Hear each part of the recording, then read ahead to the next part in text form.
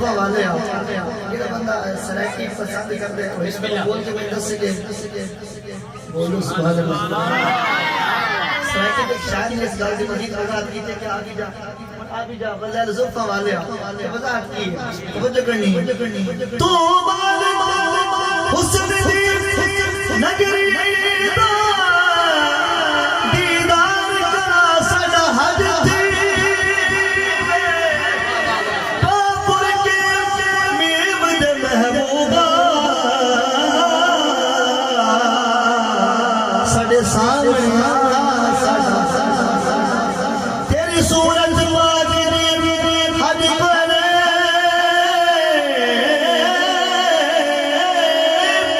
तेरा पर्दा हटा सदा हज थी वे नाशा नसीब को भाग लगे वो सारे वेड़े हज थी आवी जा और आवी जा लैल जुल्फा वाले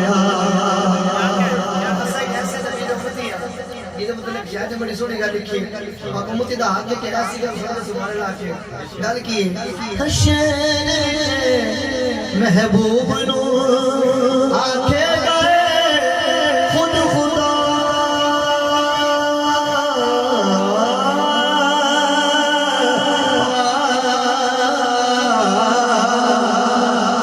हशेन महबूब नु आखे खुद खुदा सर उठा तेरो सूरा सर उठा तेरो सूरा उम्मत ते फिक्रावा आवी जा हुण आवी जा लैल जुल्फा वालिया शबीर मेरी हाली का सेकंड लास्ट शेर है और थोड़ी पूरी होनी चाहिए नारे तकबीर नारे रिश्ते शामिल तवज्जो कर सके